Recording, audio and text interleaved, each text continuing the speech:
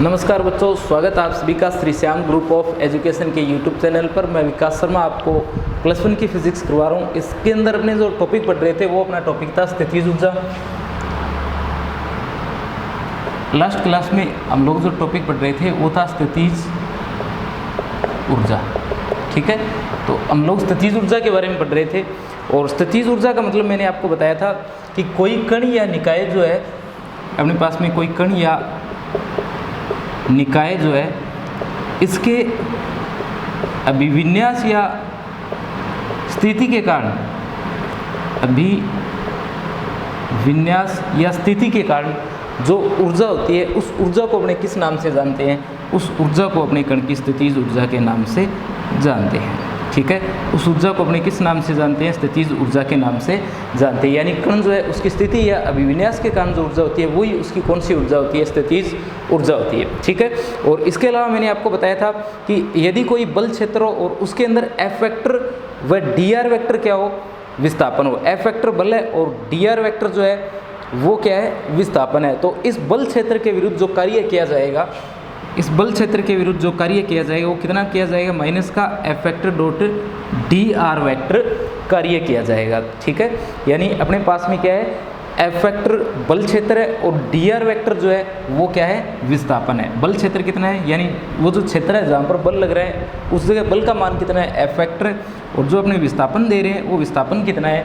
D R vector है। तो अपने जो कार्य करेंगे इस बल क्षेत्र के विरुद्ध विस्थापन के लिए, तो वो कार्य कितना होगा? डी डब्ल्यू इक्वल माइनस का F vector dot D R vector होगा। ये जो कार्य है ये किसके रूप में होता है? ये कार्य कण की स्थितिज ऊर्जा के रूप में स्टोर होता है।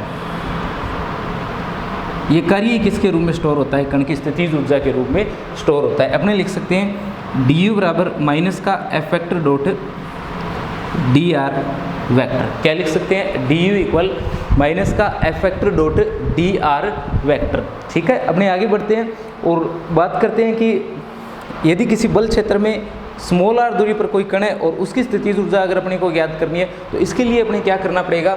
इसके लिए अपने को अनंत से स्मॉल आर दूरी तक आने में जो कार्य किया जाएगा उस कार्य का क्या करना पड़ेगा? मान ज्ञात करना पड़ेगा। ठीक है, यानी अपना कण जो है उसके लिए अपने को कहाँ से आना पड़ेगा? अनंत पर आना पड़ेगा और अनंत से अपने उस बिंदु तक आना पड़ेगा जो बल लग रहा है उसके विरुद्ध कार्य करते हुए, क्योंकि अपने जो निर्देश पॉइंट लेते हैं जहाँ से अपने आना प्रारंभ करते हैं वो पॉइंट लेते हैं अपने अनंत, और अनंत पर अपने ये जो स्थितिज ऊर्जा लेते हैं ये कितनी लेते हैं? शून्य लेते हैं। तो अनंत से लेकर के अपने जब किसी पॉइंट तक आते हैं तो वो जो कार्य किया जाएगा वो किसके बराबर होगा? कण की स्थितिज ऊर्जा के बराबर होगा। यानी माइनस का अनंत से आर और F vector dot D R vector. ये जो हमारे पास में मान है ये किसका मान है? कण की स्थितिज ऊर्जा का मान है। ठीक है, और अगर अपने घटकों के रूप में इसे व्यक्त करें तो देखिए किस प्रकार से व्यक्त करेंगे।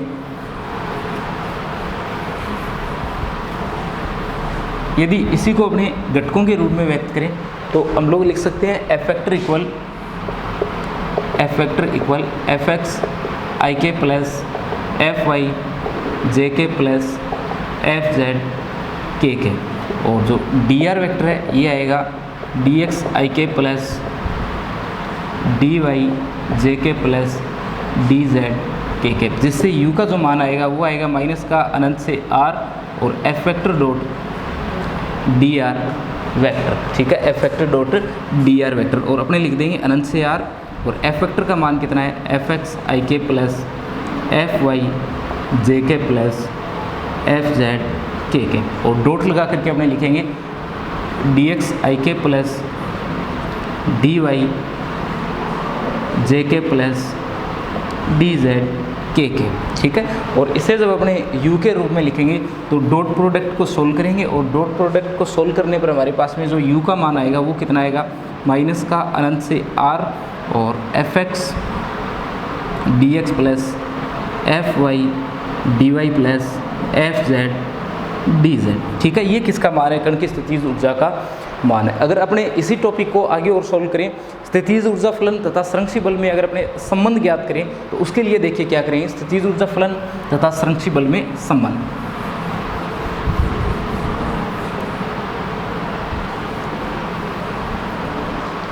स्थितिज ऊर्जा फलन अपना टॉपिक है स्थितिज ऊर्जा फलन तथा संरक्षी बल में संबंध तथा संरक्षी बल में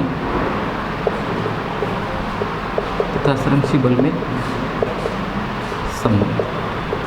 अगर अपने स्थितिज ऊर्जा और संरक्षी बल में संबंध देखा है तो किस प्रकार से दर्शाएंगे, इसके लिए अपने क्या करेंगे, इसके लिए स्थितिज ऊर्जा U लेंगे और मान लेंगे कि स्थितिज ऊर्जा फलन जो है वो किसका फलन है, एक्स वाई जेड का फलन है। तो डी आर वेक्टर विस्थापन में स्थितिज ऊर्जा डी यू में जो परिवर्तन हो रहा है उसे अपने 3 भागों में व्यक्त कर देंगे, यानी जो अपने पास में स्थितिज ऊर्जा है उसके अंदर एक्स वाई जेड 3 भागों में अपने इसे क्या कर देंगे, व्यक्त कर देंगे। सबसे पहले अपने क्या करेंगे, अपने मान लेंगे कि एक्स दिशा में जो परिवर्तन हो रहा है किसको नियत रखते हुए, वाई और जेड को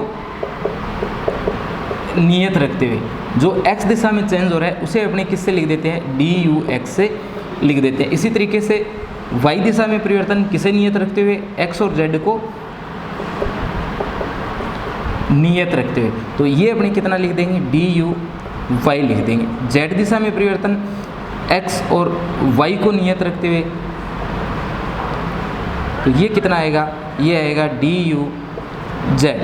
तो ये आ गया डी यू एक्स, ये आ गया डी यू वाई और ये आ गया डी यू जेड। ये अपने कौन सी दिशाओं में परिवर्तन है, एक्स वाई और जेड दिशाओं में परिवर्तन है। तो इससे अपने पास में जो कुल ऊर्जा डी यू आएगी उसका मान देखिए कितना आएगा, कुल ऊर्जा डी यू, कुल ऊर्जा डी यू आएगी D U X plus D U Y plus D U Z. ठीक है, देखिए ये टॉपिक अगर आप लोग करना चाहो तो कर सकते हो। इसका रिजल्ट जो है वो आप लोगों को याद रखना है, जब अपना ये टॉपिक खत्म होगा तो उसका रिजल्ट आपको याद रखना है। ये टॉपिक आपको दिया हुआ नहीं मिलेगा, बस इसका रिजल्ट दिया हुआ मिलेगा। तो ये अपने पास में क्या है, डी यू का मान है। अब अपने गणितीय रूप से क्या करते हैं, डी यू एक्स का मान ज्ञात करते हैं। डी यू एक्स का मान ज्ञात करेंगे, इसका मतलब देखिए क्या होगा, डी यू एक्स, इसका जो मतलब होगा वो होगा यू के मान में एक्स के साथ परिवर्तन, यू के मान में एक्स के साथ परिवर्तन। ठीक है, और गुणा में अपने क्या लिख देंगे, गुणा में अपने विस्थापन लिख देंगे, गुणा में विस्थापन। ठीक है, तो एक तो अपने लिख देंगे यू के मान में एक्स के साथ परिवर्तन और गुणा में क्या लिख देंगे, विस्थापन लिख देंगे। तो ये आएगा डी यू एक्स और u के मान में x के साथ परिवर्तन देखना है, u के मान में किसके साथ परिवर्तन देखना है, x के साथ देखना है। तो इसे लिख देंगे del u upon del x। ठीक है, और विस्थापन कितना है, x दिशा में dx है। तो इसे अपने क्या लिख दिया, इसे लिख दिया डेल u x इंटू क्या लिख दिया, dx लिख दिया। इसी तरीके से डी यू वाई का मान ज्ञात करेंगे तो क्या आएगा, del u upon del y into D Y, और z का करेंगे तो क्या आएगा, del you upon del z, और गुणा में कितना आएगा, डी जेड आएगा। ठीक है, तो अपने पास में क्या आ गया, अपने पास में आ गया del you upon del X into D X, del you upon del Y into D Y, del you upon del Z into D Z. तो ये 3 मान जो है वो हमारे पास में आ जाते हैं। अब आगे अपने अगर बात करें तो डी यू जो है, डी यू का फॉर्मूला क्या होता है, डी यू का फॉर्मूला आता है डी यू इक्वल माइनस का F vector dot D R vector. ये स्थितिज ऊर्जा का सूत्र है। स्थितिज ऊर्जा का मतलब मैंने आपको बताया था कि स्थितिज ऊर्जा का क्या मतलब है कि यदि कोई कण बल क्षेत्र एफ वेक्टर में स्थित हो और डी आर वेक्टर अपने को क्या करना हो, विस्थापन करना हो, यानी एफ वेक्टर बल क्षेत्र में स्थित है और डी आर वेक्टर जो है वो क्या है, विस्थापन है। तो अपने F vector dot D R vector के लिए जो कार्य करेंगे, यानी यहाँ से जो कार्य का मान ज्ञात करेंगे इस बल एफ के विरुद्ध, वो किसके बराबर आएगा, वो कण की स्थितिज ऊर्जा के बराबर आएगा। तो अपने लिखेंगे डी यू इक्वल माइनस का एफ वेक्टर का मान देखिए कितना आएगा, एफ वेक्टर का मान आएगा एफ एक्स आई के एफ वाई जे के plus F Z K cap, F x आई के plus F Y plus F Z और के कैप। इसका डॉट प्रोडक्ट करना है किसके साथ, डी एक्स आई के प्लस डी वाई जे के plus D Z K cap. इसके साथ में अपने को क्या करना है, इसका डॉट प्रोडक्ट करना है। तो डी यू का जो मान आएगा वो आएगा माइनस का F X D x plus F Y D Y plus F Z D Z. ठीक है, ये हमारे पास में मान आ जाएगा। अब डी यू का जो मान है, डी यू का जो मान है वो अपने इस समीकरण से प्राप्त होगा। इस समीकरण के अंदर से देखिए du का मान क्या आएगा, du आएगा du बराबर du x दिशा में, और x दिशा में इसका मान कितना है, x दिशा में इसका मान है del u upon del X into D X. और y दिशा के अंदर अपने पास में जो मान आएगा वो देखिए क्या है, वो है del u upon del Y into D Y. और जो z दिशा में है वो मान कितना है, वो है del u upon del z into D Z. तो ये हमारे पास में किसका मान है, du का मान है, और ये जो मान है किसका है, F vector dot D R vector का मान है। तो पूरी इक्वेशन को अपने एक साथ लिखेंगे तो क्या लिखेंगे, देखिए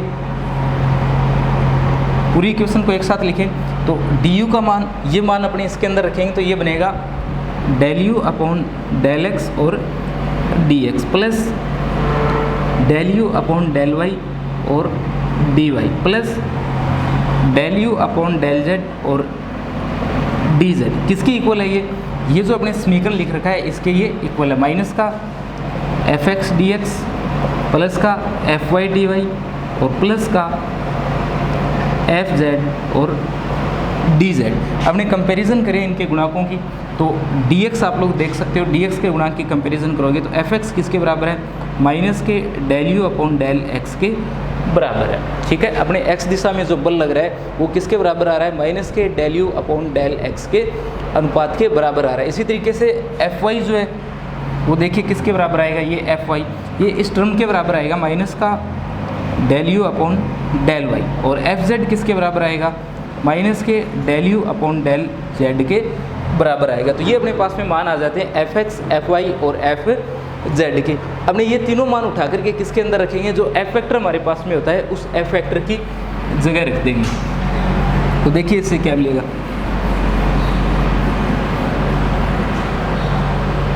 हमारे पास में एफ वेक्टर क्या है, एफ वेक्टर है एफ एक्स आई के प्लस एफ वाई जे के प्लस एफ जेड के के।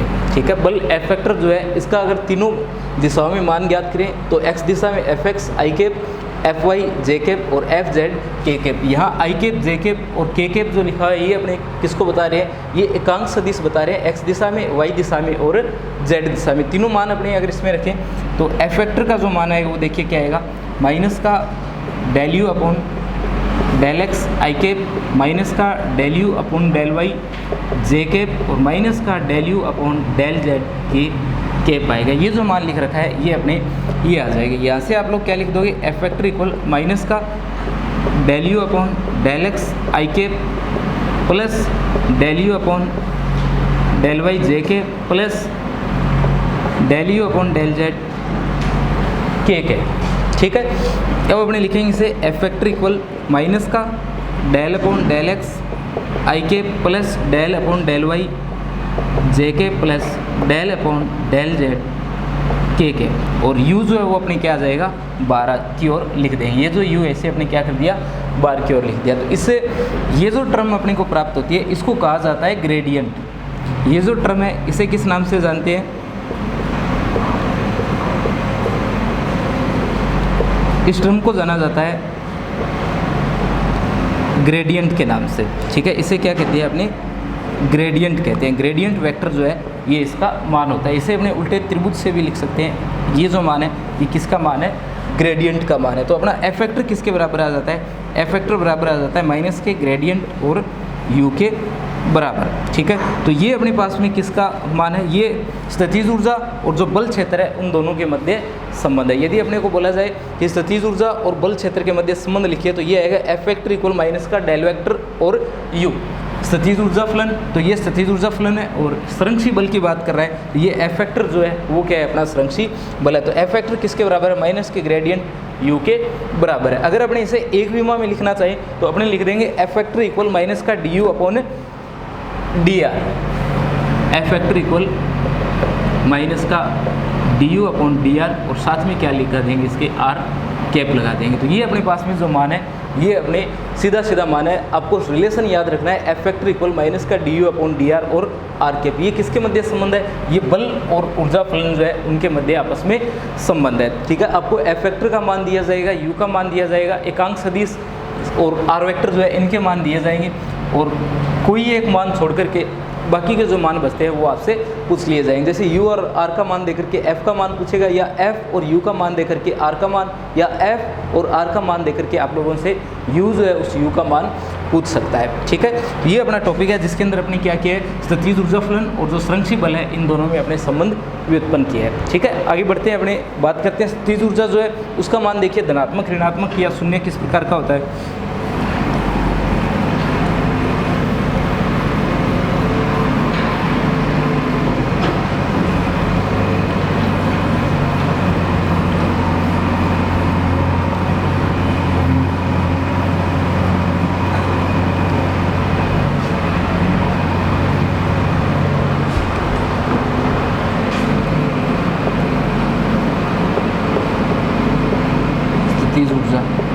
स्थितिज ऊर्जा का ग्राफ बनाते हैं अपने u और r के बीच में। तो ये ग्राफ अपने को कुछ इस तरीके का प्राप्त होता है। ठीक है, इस तरफ u के जो मान आएंगे वो पॉजिटिव आएंगे और इस तरफ u के जो मान आएंगे वो कैसे आएंगे, नेगेटिव आएंगे। तो स्थितिज ऊर्जा जो है इसका मान धनात्मक भी हो सकता है और ऋणात्मक भी हो सकता है। अपने जो निर्देश स्थिति लेकर के चलते हैं, निर्देश स्थिति,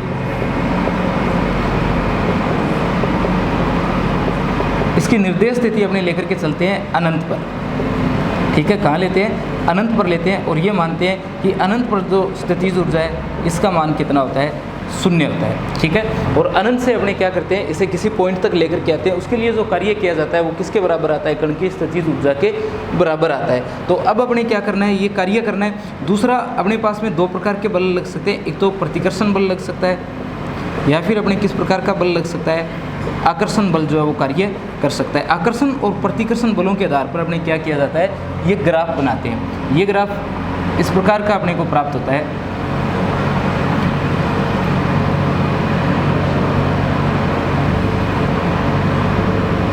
ये अपने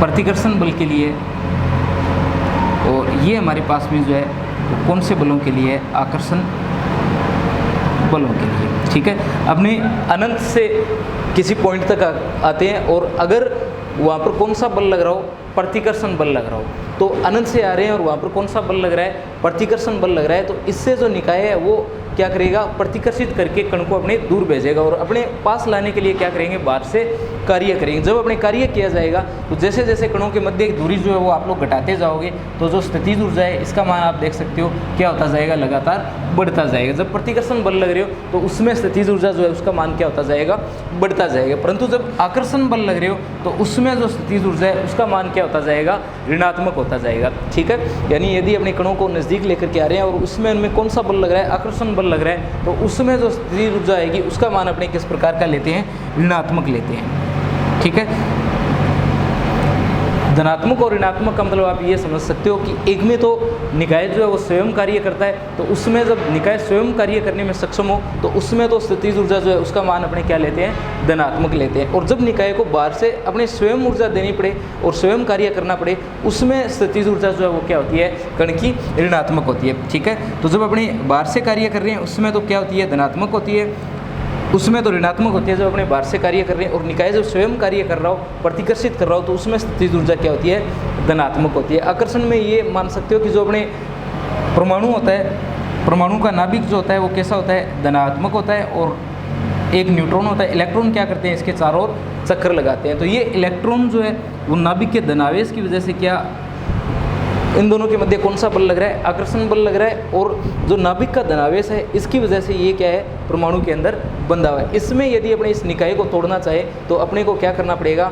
बाहर से इसको ऊर्जा देनी पड़ेगी। ठीक है, तो ये हमारे पास में स्थितिज ऊर्जा के मान है, धनात्मक और ऋणात्मक। अब तक अपने जितना पढ़ा है उसके अंदर आप चाहो तो कंप्लीट टॉपिक कर सकते हो या फॉर्मूला याद रखना ये, और दूसरा आप लोग ये ग्राफ जो है इसे याद रखना कि प्रतिकर्षण जब बल लग रहे हो उसमें स्थितिज ऊर्जा जो है वो धनात्मक लेते हैं, और जब आकर्षण बल लग रहे हो तो उसमें स्थितिज ऊर्जा जो है वो अपने किस प्रकार की लेते हैं, ऋणात्मक लेते हैं। ठीक है, नया टॉपिक देखते हैं अपने यांत्रिक ऊर्जा का संरक्षण।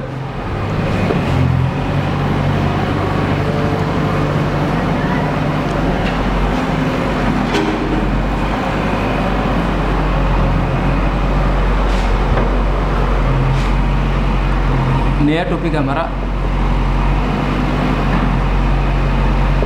यांत्रिक ऊर्जा का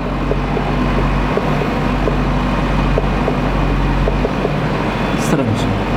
ठीक है, यांत्रिक ऊर्जा जो है वो हमेशा क्या रहती है, संरक्षित रहती है। तो सबसे पहले तो अपने ये देखते हैं कि ये जो लिखा हुआ है यांत्रिक ऊर्जा, इस यांत्रिक ऊर्जा का क्या मतलब है। तो हमारे पास में दो प्रकार की ऊर्जाएं होती है, एक तो होती है स्थितिज ऊर्जा और एक जो हमारे पास में ऊर्जा होती है वो कौन सी ऊर्जा होती है, गतिज ऊर्जा होती है। और स्थितिज ऊर्जा और गतिज ऊर्जा दोनों का जो योग है वो क्या कहलाता है, वो कहलाता है निकाय की कुल ऊर्जा। और निकाय की जो कुल ऊर्जा है निकाय या कण की, उस कुल ऊर्जा को ही अपने क्या कहते हैं, यांत्रिक ऊर्जा कहते हैं। और ये यांत्रिक ऊर्जा जो है वो हमेशा क्या रहती है, संरक्षित रहती है। जैसे अपने किसी कण को एक बिंदु से, हमारे पास में एक बिंदु है, इस एक बिंदु से अपने क्या कर देते हैं, कण को उठा करके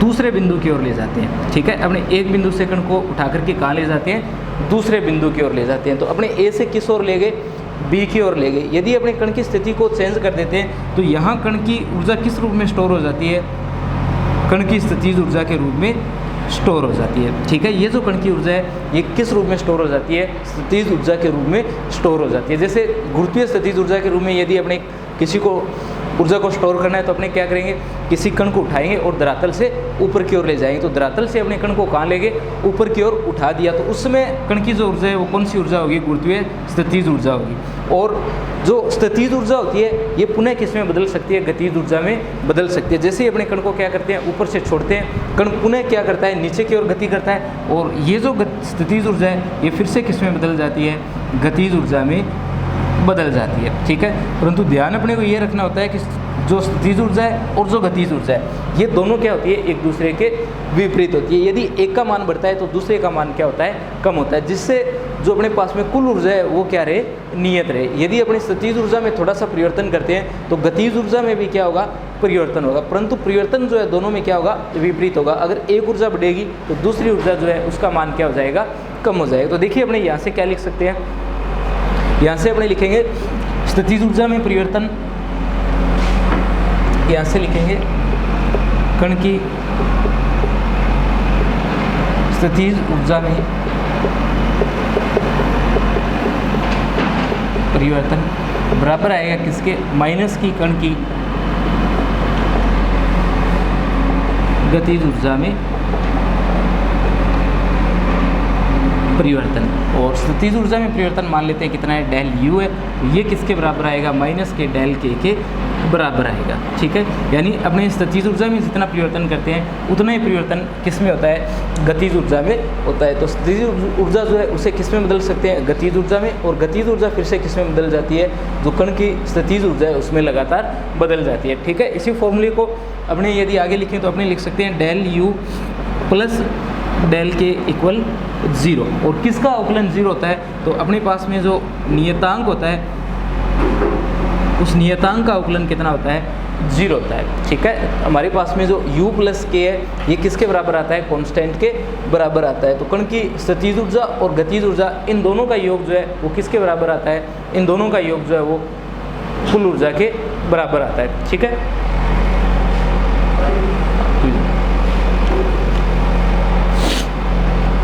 देखो आगे, तो कण की स्थितिज ऊर्जा और कण की गतिज ऊर्जा जो है वो क्या रहती है, हमेशा नियत रहती है। और ये जो ऊर्जा है ये किसके बराबर होती है, निकाय की कुल ऊर्जा ई के बराबर होती है। ठीक है, तो निकाय की कुल ऊर्जा ई जो है वो किसके बराबर है, स्थितिज ऊर्जा प्लस गतिज ऊर्जा के बराबर है। ठीक है, और इसके अलावा अगर अपने इसे और देखें, यानी यदि अपने इन सूत्रों की बात करें तो ये तो उसमें जब किस प्रकार के बल लग रहे हैं, जब संरक्षी बल जो है वो कार्य कर रहे हैं। अगर संरक्षी बल कार्य न कर रहे हो, असंरक्षी बल कार्य कर रहे हो, तो अपने पास में जो टोटल स्थितिज ऊर्जा है ये किस में नहीं बदल पाती है, कण की गतिज ऊर्जा में नहीं बदल पाती है। ठीक है, इसमें अपने पास में क्या हो जाता है, कुछ ऊर्जा जो है वो अन्य रूपों में क्या हो जाती है, बदल जाती है। ठीक है, जब असंरक्षी बल कार्य कर रहे हो तो अपनी कुल ऊर्जा जो है वो इन दोनों के योग के बराबर न रहकर साथ में किसके बराबर हो जाती है, डेल क्यू और जुड़ जाता है। ये डेल क्यू जो है वो क्या है, ऊर्जाओं का अन्य रूप है। डेल क्यू का मतलब हो गया, जैसे ये जो डेल क्यू है ये अपने को बता रहा है ध्वनि की वजह से या घर्षण के कारण या श्यानता के कारण, इन सभी कारणों से इस ऊर्जा की क्या हो चुकी है, हानि हो चुकी है। तो अपने जो डेल यू है वो किसके बराबर नहीं है, डेल यू प्लस डेल के जे वो किसके बराबर नहीं है, 0 के बराबर नहीं है। अब ये डेल यू प्लस डेल के प्लस डेल यू किसके बराबर आएगा, 0 के बराबर आएगा। यहाँ से देखिए अपने लिख सकते हैं इस टर्म को। अब ये किसके बराबर आएगा, ई के बराबर आएगा, ठीक है, यू प्लस के प्लस क्यू।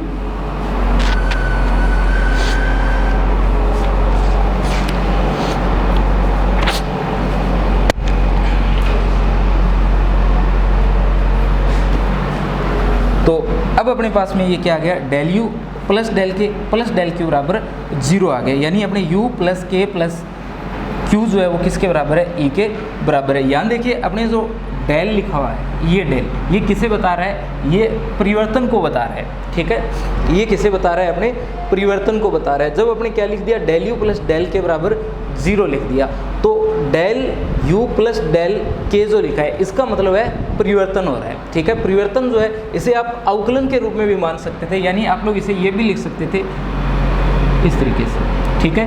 और किनका अवकलन 0 होता है, तो आप लोगों को जो मैंने अवकलन पढ़ाया था तो मैंने बताया था सेकंड चैप्टर के अंदर कि जो हमारे पास में नियतांक होते हैं उन नियतांकों का अवकलन कितना होता है, 0 होता है, ठीक है। तो इनका मान भी क्या आ रहा है, 0 आ रहा है। क्यों आ रहा है, क्योंकि ये क्या है, नियतांक है। इसलिए अपने यहाँ क्या लिखा है, इसलिए लिखा है u प्लस के बराबर कांस्टेंट। और ये जो कांस्टेंट है ये क्या होता है, कण की कुल ऊर्जा E के बराबर होता है, यानी कण की कुल ऊर्जा E जो है वो हमेशा क्या रहती है, नियत रहती है। यदि संरक्षी बल तो लग रहे हैं तो कुल ऊर्जा u प्लस के बराबर रहती है, और यदि असंरक्षी बल लग रहे हैं तो उसमें ये u प्लस के प्लस क्यू के बराबर आ जाती है। ये जो क्यू अपने एक्स्ट्रा लिख रखा है ये ध्वनि, घर्षण, श्यानता, इन सभी कारणों के कारण ऊर्जा में होने वाली हानि है। तो ये हमारे पास में किसका सूत्र है, कुल ऊर्जा E का सूत्र है, ठीक है। अपने आगे बढ़ते हैं, एक एग्जाम्पल सोल्व करते हैं, एक एग्जाम्पल सोल्व करते हैं। देखिए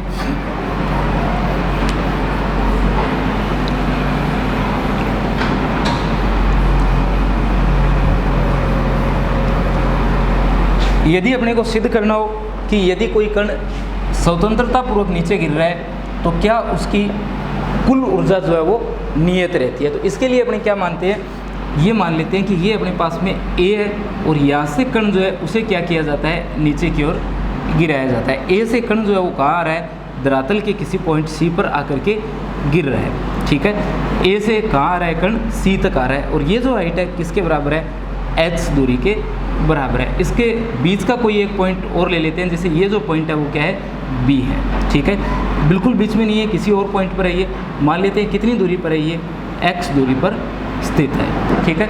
अपने क्या करना है, अपने कुल ऊर्जा का मान ज्ञात करना है कि जो हमारे पास में EA, EB और जो EC ऊर्जा आएगी वो क्या है, बराबर है। अगर ऐसा है तो इसका मतलब होगा कि यहाँ पर ये जो कण है इसकी कुल ऊर्जा जो है वो क्या रहती है, नियत रहती है, यानी अपनी जो यांत्रिक ऊर्जा है वो क्या रहती है, संरक्षित रहती है। तो सबसे पहले अपने बात कर लेते हैं पॉइंट A की।